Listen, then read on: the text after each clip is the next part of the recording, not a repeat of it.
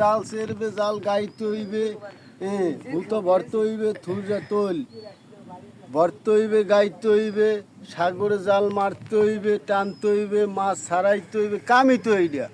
আর কামটা কি বর্মায় কি কন?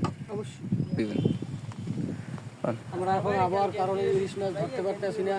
সাগর অনেক খারাপ, ওয়েদার খারাপ হয়েছে, তাই আমরা নিজেরাই চাচ্ছি। আমাদের এই যে দেখেন জালফালা সুন্দর, এই জালফালা হাজার নিয়ে আছে, জালফালা ভেঙে পড়ছে। আমরা চেষ্টায় আছি জালফালা গাওয়া হইলে। ফেরার পর আমরা এই যে দেখেন লোকজন আছি, এরা আমরা সমুদ্রের গন্ধে আইসা এক দণ্ড বাড়ির রেস্টে যাইতে পারি না, জিরাইতে পারি না। এখন আমরা জালফালা সারতে আছি।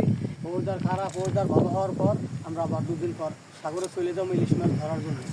পানির মাছ আল্লাহর উপরে ভরসা, জাল মারবো, আল্লাহ মাছ করা দিবি, তাই বেশ করবো। তারপর অবস্থা নিয়ে ঘুরে গাড়া নিয়ে তারপরে নিয়ে জাল আমরা যখন লোক আছি দাদা ভাইরা, দেখেন আমরা খাড়ি পিড়ি খাই। হ্যাঁ, মাঝে আমাকে লোকে আইসে আছে, বাজারঘাট করবে, একটা সিদ্ধান্ত করবে, ঠিক আছে? জানলে কাম করি আমরা। আর তবে কথা বলি লোক আমরা খাওয়া যাবে চাল পাই না, ঠিকই আছে, পাই না আমাকে বক্কর সকর ফালতু মল্টু করে ক্যানভাসের এটা ভাষণ